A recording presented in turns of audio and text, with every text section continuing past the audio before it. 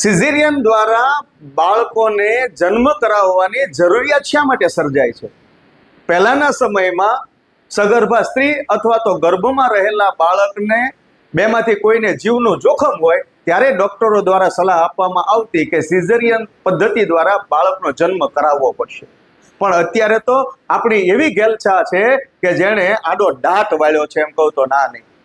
ઘણા એવા લોકો છે કે જે પોતાની બર્થડે આવતી હોય કે પોતાની મેરેજ એનિવર્સરી આવતી હોય એ સમયે સિઝેરિયન કરાવી નાખતા હોય છે.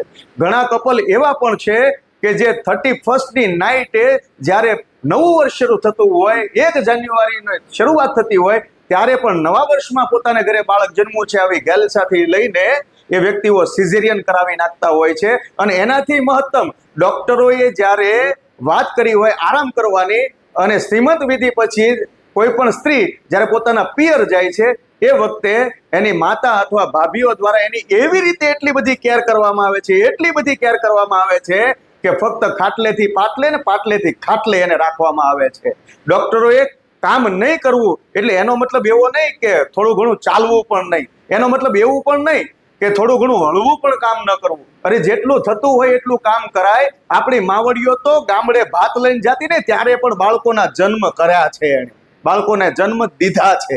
આ વાત હું તમે ઘણા લોકો જાણતા હોઈએ છે.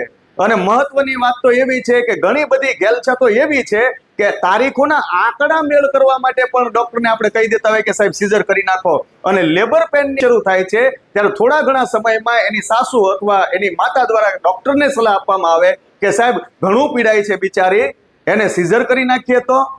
આ સિઝર કરાવડાવીએ છીએ આપણે પોતે અને પછી દોષનો ટોપલો ઢોળી દઈએ છીએ ડોક્ટર ઉપર કે ડોક્ટર તો કાપી નાખે, કાતર લઈને બેઠા હોય. આમાં ડોક્ટર ક્યાં દોષી છે? દોષી તો સૌથી વધારે આપણે છીએ.